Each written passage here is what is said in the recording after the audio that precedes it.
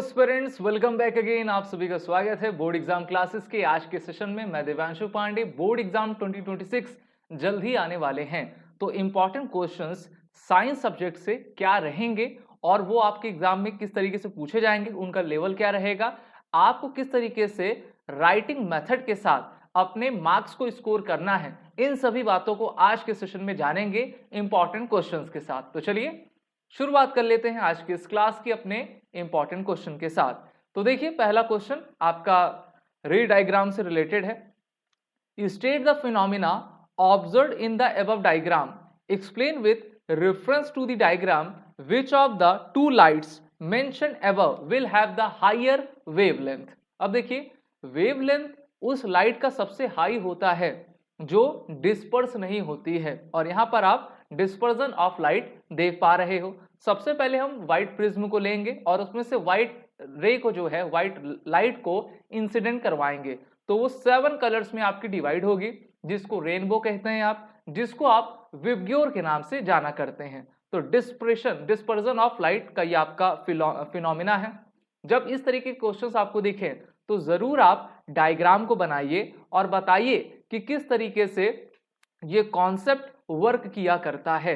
जो लाइट सबसे कम आपकी डिवाइड होती है, जिसका आपका डिस्पर्सन कम होता है, उसकी वेवलेंथ काफी हायर होती है। तो यहां पर आपको 2 लाइट्स दी गई थी, एक येलो दिया गया था, एक ब्लू दिया गया था। अब सबसे पहले आप ये देखिए, येलो को अगर आप देखोगे और यहां पर ब्लू को देखोगे, ठीक है, तो ब्लू जो है काफी डिस्पर्स हो गई है लेकिन येलो नहीं हुई है। इसीलिए अगर आप ट्रैफिक जो चौराहे होते हैं उसमें देखते होंगे तो आपको रेड लाइट दिखती है, रेड के साथ आपको येलो दिखती है और ग्रीन दिखा करती है, ठीक है। तो यहां पर आप किस तरीके से अपने कॉपी में लिखोगे, phenomena observe, the phenomena shown in the diagram is the dispersion of light, और आप एक्सप्लेन करेंगे कि डिस्पर्सन ऑफ लाइट क्या होता है और क्यों आपके येलो का वेवलेंथ ज्यादा है, ब्लू का कम है। when white light passes through a prism, it is split into constituent colors because different colors bend by different amounts. This happened due to the variation in their wavelength and refractive indexes in the prism. From the above diagram, blue light is deviated more and yellow light is deviated less. इसीलिए आपका yellow light का जो हम कह सकते हैं कि wavelength है वो ज्यादा रहेगा और ब्लू लाइट का आपका कम रहेगा। तो इस तरीके से अगर आप लिखेंगे तो आपको फुल मार्क्स मिलेंगे, और साथ ही साथ सभी जो इंपॉर्टेंट टर्म हैं उनको आप डिफाइन भी करिए। इस तरीके के क्वेश्चंस 2 मार्क्स के आपके पूछे जाएंगे। इसी के साथ बढ़ते हैं नेक्स्ट क्वेश्चन की तरफ, और यहां पर कुछ आपको लगभग 4 के करीब क्वेश्चंस असर्शन रीजन से पूछे जाएंगे, ठीक है, और मैं आपसे पूछने वाला हूं, बाकी आप इस इंस्ट्रक्शन को काफी ध्यान से पढ़ लीजिए। देखिए पहला क्वेश्चन है कि assertion, fresh milk in which baking soda is added takes a longer time to set as curd. अगर आप किसी मिल्क में, फ्रेश मिल्क में बेकिंग सोडा को उसमें मिला देते हैं तो वो जमने में, दही बनने में काफी लंबा समय लगेगा। इसका रीजन क्या कह रहा है, baking soda decreases the enthalpy value of fresh milk to below 6। अगर आप एंथैल्पी वैल्यू को देखेंगे तो वो 0 से लेकर आपको 14 तक जाता है, जिसमें एसिड और बेस की बात होती है, ठीक है। अब यहां पर अगर आप देखोगे असर्शन आपका तो सही कह रहा है लेकिन रीजन आपका पूरी तरीके से गलत है। अब क्यों गलत है और असर्शन क्यों सही है, इसको भी हमको जानना होगा। Baking soda is basic in nature, ठीक है, बेकिंग सोडा आपका बेसिक नेचर है। It increases the enthalpy of milk, क्या करेगा, मिल्क की एंथैल्पी को बढ़ा देगा जब हम मिल्क में, फ्रेश मिल्क में बेकिंग सोडा को ऐड करेंगे, मेकिंग इट लेस एसिडिक, और उसको कम आपका एसिडिक बनाएगा। Since curd formation requires an acidic medium, increases enthalpy, delays curd setting, और करेक्ट ऑप्शन आपका ऑप्शन ए हो जाता है, यानी कि असर्शन होता है। वहीं पर रीजन आपका जो दिया गया था, रीजन क्या दिया गया था, बेकिंग सोडा डिक्रीजेज एंथैल्पी, ये गलत है, ठीक है, of fresh milk to below 6, तो इसलिए। इसी तरीके से नेक्स्ट क्वेश्चन की तरफ चलेंगे। Decomposition of vegetable matters into compost is an endothermic reaction. अब देखिए यहां पर एंडोथर्मिक और एक्सोथर्मिक का क्वेश्चन पूछ लिया गया है। रीजन इसमें दिया गया है कि decomposition reaction involves breakdown of a single reactant into simpler product. तो जब भी आप वेजिटेबल मैटर की बात करते हैं, कंपोस्ट की बात करते हैं, तो वो आपका एंडोथर्मिक होता है कि एक्सोथर्मिक होता है, आप सभी कमेंट करके बताइए। अगर आप इसके आंसर को देखेंगे तो देखिए डीकम्पोजिशन में वो भी वेजिटेबल के, वो एक एक्सोथर्मिक का एग्जाम्पल रहता है। एक्सोथर्मिक, ठीक है, एक्सोथर्मिक का जिसमें आपकी जो भी प्रोडक्ट रहता है हीट होती है वो रिलीज रहा करती है। The decomposition of vegetable matter into useful compost is carried out by microbes. These reactions involve breakdown of bonds.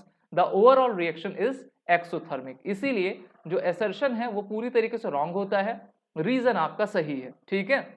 The reason correctly defines a decomposition reaction, तो इसलिए पहला आपका गलत है, यानी कि assertion गलत है, रीजन आपका सही है। Decomposition reaction involve breakdown of a single reactant into simpler product, और ये सभी डीकम्पोजिशन अगर आप वेजिटेबल में लेंगे तो ये माइक्रोब्स के कारण होता है, तो इसलिए आपको पता रहना चाहिए। इसी के साथ आगे हम बढ़ते हैं नेक्स्ट क्वेश्चन की तरफ। नेक्स्ट क्वेश्चन भी इसी से रिलेटेड है और यहां पर कहा गया है कि resins and gums are stored in the old xylem tissue in plants. Reason इसका दिया गया है कि resins and gums facilitate transport of water molecule. तो बायोलॉजी का आपका ये क्वेश्चन है, काफी इंपॉर्टेंट है, जाइलम फ्लोएम का क्वेश्चन, और उससे रिलेटेड एमसीक्यूज असर्शन रीजन पूछे जाते हैं।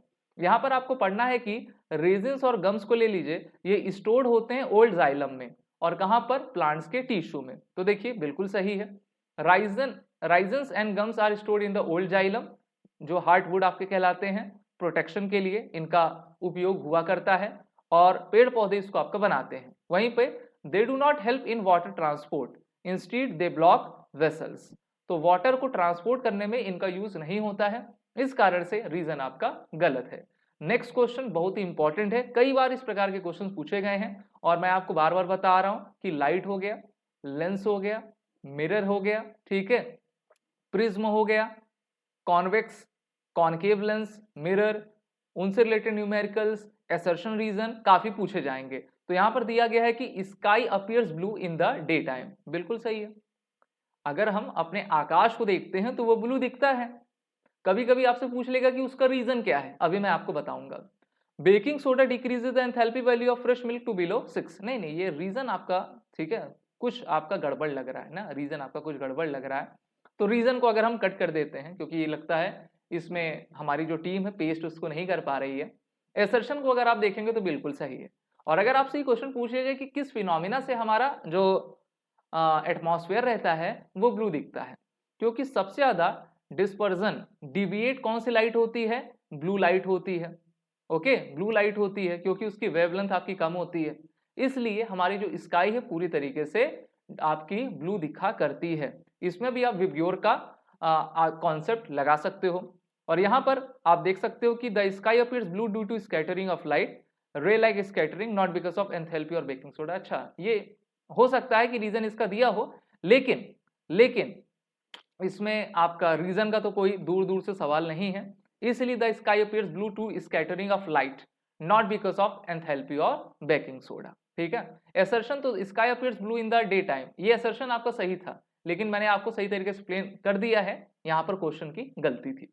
इसी के साथ नेक्स्ट क्वेश्चन की तरफ बढ़ेंगे। अब देखिए यहाँ पर 2 मार्क्स के क्वेश्चन आपसे आएंगे, आपको लिखना होगा, तो इसलिए अपने राइटिंग को काफी बेहतरीन करिए और एक्सप्लेन भी करते जाइए। हार्ट से रिलेटेड है, how is the mode of action in beating of the heart different from the reflex action. पहले तो आप ये देखिए कि क्या हार्ट में और रिफ्लेक्स एक्शन में क्या कोई डिफरेंस, मतलब एक चीज कोई कॉमन बात है या फिर नहीं है, या फिर दोनों ही आपके अलग हैं। तो अगर आप हार्ट को और रिफ्लेक्स एक्शन को देखोगे, दोनों ही फिनोमेना आपके अलग हैं, ठीक है। पेस मेकर से आपका ये जो हार्ट होता है वो धड़कता रहता है, उसके फंक्शंस आपके अलग हैं। रिफ्लेक्स आर्क एक्शन को देखोगे तो वो पूरी तरीके से अलग हैं, जो कि हमारे स्पाइनल कॉर्ड से रिलेटेड रहा करते हैं। और जैसे वक्त पड़ने पर, जैसे मान लीजिए कि आपको किसी ने मारा ना, बॉल आपके पास आ रही है, तो वहां पर रिफ्लेक्सेस आपके काम किया करते हैं। अब इस क्वेश्चन को आप किस तरीके से अपने कॉपी में डिफाइन करेंगे, तो यहाँ पर आप लिखेंगे कि the beating of heart is an involuntary and rhythmic action, जिसपे आपका कोई कंट्रोल ही नहीं चलेगा, इनवॉलेंट्री है, अपने से वो होता रहेगा, सो भी जाओगे तब पर भी चलेगा, ठीक है। And the pacemaker of the heart, it occurs continuously throughout the life without conscious control and does not require a reflex arc for each beat. Reflex arc यहाँ पर दूर दूर से बात नहीं है। रिफ्लेक्स आर्ट होता क्या है, तो आप सबसे पहले देखिए On the other hand, reflex actions, sudden automatic responses to a specific stimulus. They are controlled mainly by the spinal cord or brain through a reflex arc and help the body react quickly to harmful situation. कहीं पर कुछ आपकी अप्रिय घटना हो जाती है तो वहां पर रिफ्लेक्स एक्शन जो सूचनाएं होती है हमारे ब्रेन तक पहुंचाती हैं, फिर हम तुरंत जो है हटते हैं या फिर भागते हैं, कुछ ना कुछ करते हैं। इसी तरीके से इसके आपके एग्जाम्पल्स भी पूछा हुआ था। पहला example, withdrawal of hand on touching a hot object ना। आप मान लीजिए आप खड़े हैं, आपके दोस्त काफी मजाक करते हैं, हो सकता है कि आप भी दूसरे से मजाक करते होंगे, तो वो कुछ गर्म चीज या फिर ठंडी चीज आपके, अभी तो जाड़ा का समय चल रहा है, वो आपके पास ले आएंगे, आप तुरंत जो है हाथ हटा देंगे, तो यहाँ पर रिफ्लेक्स आर्क का यूज होगा। दूसरा, blinking of eyes when something suddenly approaches, knee jerk reflex, sneezing on inhaling dust. तो ये सब आपके एग्जाम्पल रहा करते हैं। इसी के साथ नेक्स्ट इवेंट गॉल ब्लैडर से रिलेटेड है। क्वेश्चन है, patient whose gall bladder are removed as recommended to eat less oily food, why? ऐसा क्यों होता है? और कहा जाता है ना कि जो ऑयली फूड हैं आप उसको कम करिए, क्योंकि वो हम सभी के हेल्थ को काफी इंपैक्ट किया करते हैं, और यहाँ पर आपको बताना भी है और उसका रीजन भी देना है। 2 मार्क्स का ये क्वेश्चन है। आप देखिए हमारे बॉडी के राइट साइड में हमारे लीवर के पास जो है गॉल ब्लैडर आपका दिया रहता है। गॉल ब्लैडर स्टोन रिमूवल भी किया जाता है, जिसकी अलग अलग टेक्निक्स भी होती हैं। तो क्वेश्चन पूछा गया है कि ऐसा patient whose gall bladder are removed are recommended to eat less oily food, जिसका हम गॉल ब्लैडर निकाल देते हैं तो उसको हमेशा डॉक्टर कहते हैं कि देखिए ऐसा खाना खाइए जिसमें तेल की मात्रा यानी कि वसा की मात्रा काफी कम हो। तो इसका रीजन आपका क्या है? The gall bladder stores and concentrates bile which is produced by the liver. Bile help in the digestion of fats by breaking them into a smaller droplets. ठीक है, तो बाइल क्या करेगा? डाइजेशन फैट्स की आपका करवाएगा। इसीलिए कहा जाता है कि आप लेस ऑयली फूड्स को या फिर आप कह सकते हैं फैटी फूड्स को खाना आप कम करिए, क्योंकि वो आपके लीवर पर, आपके गॉल ब्लैडर पर काफी असर डाल देते हैं। After removal of the gall bladder, bile is not stored or released in a controlled manner. It flows continuously but in a small amount directly into the intestine. इसी के साथ इसमें यह भी कहा गया है कि this amount is insufficient to digest large quantities of fats at one time. Therefore, eating oily or fatty foods can cause indigestion, discomfort, diarrhea. अब देखिए एक क्वेश्चन आपका यहीं से बन पाएगा, ठीक है? क्यों कहा जाता है कि ऑयली फूड नहीं खाना है? क्योंकि हमारी बॉडी जब सही तरीके से वर्क नहीं कर पाती है, डाइजेस्ट नहीं कर पाएगी ना, हमको कंफर्टेबल नहीं होगा कि हमारा खाना ही नहीं पचेगा, और हर चीजें आपकी पेट से होती हैं, लीवर से होती हैं। जब लीवर गॉल ब्लैडर सही से काम नहीं करेगा तो ये सब चीजें उत्पन्न होंगी। इसीलिए कहा जाता है कि जो फास्ट फूड्स हैं जैसे मोमोज हो गया, चाउमीन, मैगी हो गई, उसको अवॉइड करना चाहिए ना, बहुत कम से कम खाना चाहिए। और बाहर का तो बिल्कुल भी नहीं, पता नहीं वो कौन से ऑयल को यूज कर रहे हैं ना। आजकल तो आप जान रहे हो कि क्वांटिटी तो ज्यादा हो गई है लेकिन क्वालिटी हमको कहीं भी दिखती नहीं है। इसी के साथ नेक्स्ट क्वेश्चन की तरफ चलेंगे। ये भी काफी इंपॉर्टेंट क्वेश्चन है और यहाँ पर पूछा गया है कि a lot of waste is generated in neighbourhood. Okay, आपके पड़ोस में काफी वेस्ट आपका जनरेट हो रहा है। However almost all of its biodegradable. जो भी वेस्ट है, अच्छी बात यह है कि वो बायोडिग्रेडेबल है। What impact will it have on the environment on human health? क्या वो हमारे ह्यूमन हेल्थ पर कुछ फर्क डालेगा, इंपैक्ट डालेगा? कैसा इंपैक्ट डालेगा, आपको जो है आंसर देना होगा। जब भी हम बायोडिग्रेडेबल सब्सटेंस की आपका बात किया करते हैं तो वो लेस हार्मफुल आपके रहा करते हैं, क्योंकि उसको हम अगर हम चाहें तो उसको मैनेज प्रॉपरली आपका कर पाते हैं। यहाँ पर कुछ सिंबल्स भी आपके बायोडिग्रेडेबल से दिए गए हैं। If most of the waste generated in the neighbourhood is biodegradable, its impact on the environment and human health will be less harmful, क्योंकि इनको हम मैनेज सही प्रकार से कर पाएंगे। इम्पैक्ट क्या रहेगा? Biodegradable waste can be broken down by the micro organism into simpler harmless substance. मैं ये आपको टेक्स्ट इसलिए लेकर आया हूं क्योंकि आप समझ सकें कि आपको अपने कॉपी में किस तरीके से लिखकर चलना है, और जो इंपॉर्टेंट पॉइंट्स है उसको आपको बोल्ड लेटर में लिखना है, या फिर आप अंडरलाइन कर सकते हो, इन्वर्टेड कॉमा लगा सकते हो। It can be converted into compost और मैन्योर विच इंप्रूव्स सॉइल फर्टिलिटी। जैसे गोबर होता है, काऊ डंग होता है ना, काऊ डंग, बफेलो डंग, उसको आप क्या करोगे? अपने खेतों में आप कर दीजिए, जिससे कि जो कीट होंगे, इंसेक्ट्स होंगे, वो आपके खत्म हो जाएंगे, और दूसरा आपको काफी फर्टाइल प्रोडक्ट मिलेगा। जैसे सिक्किम में अगर आप देखोगे तो 100% वहां पर आप कह सकते हो कि ऑर्गेनिक फार्मिंग की जाती है, क्योंकि वहां पर बायोडिग्रेडेबल सब्सटेंसेस का ज्यादा यूज किया जाता है। It does not accumulate for long period, so it causes less pollution. तो हमारा काम भी हो गया और एक तरीके से जो है हमने काफी अच्छा प्रोडक्ट पा भी लिया। So conclusion, biodegradable waste is environmentally friendly, but proper disposal and composting are necessary to prevent health hazard. अब 2 नंबर मार्क्स के आपके क्वेश्चंस होंगे, तो ये इन 2 लाइन में नहीं लिख लेना है, लेकिन आपको जो है एक्सप्लेन करना है कि इन्वायरमेंट पे इस पर आपका क्या इंपैक्ट पड़ेगा और किस तरीके से हम इसको प्रॉपर यूटिलाइज कर सकते हैं। इसी तरीके से नेक्स्ट क्वेश्चन की तरफ चलेंगे। तो यहाँ पर रिफ्रैक्टिव इंडेक्स और आपको 3 मीडियम दिए गए हैं, ए बी सी दिया गया है। अब इससे आपको 2 क्वेश्चन पूछे गए हैं। पहला, in which of the two cases the refracted rays bends towards the normal? Second question, in which cases does the speed of light increases in the second medium? अब देखिए, रिफ्लेक्शन और रिफ्रैक्शन तो आपने अच्छे से पढ़ा होगा। तो यहां पर 2 चीजें दी गई, जो लाइट है जब नॉर्मल पर पड़ेंगी, कौन आपका नॉर्मल की तरफ बेंड हो जाएगा और आपकी किस आपके मीडियम में स्पीड ऑफ जो लाइट है वो बढ़ जाएगी। ठीक है, 2 टाइप के क्वेश्चन पूछे गए हैं। तो अगर हम पहले को देखेंगे तो ये देखिए, रिफ्रैक्टिव इंडेक्स का आपको वहां पर सबसे पहले क्या बनाना है, डायग्राम बनाना है। और यहां पर आप कहोगे कि a ray bends towards the normal when it travels from a rarer medium to the denser medium। जब भी रे अगर आपकी रेयर मीडियम से डेंसर मीडियम में जाएगी तो वो क्या करेगी, वो रे जो है आपकी एक तरीके से नॉर्मल की तरफ आपकी झुक जाएगी, कुछ इस तरीके से हो जाएगी। ठीक है, और उल्टी किस तरफ जाएगी, यानी कि अवे कब जाएगी, जब इसका उल्टा हो जाएगा, डेंसर से आपके रेयर मीडियम में जाएगी। तो पहला तो आप यहां पर एक्सप्लेन कर लीजिएगा।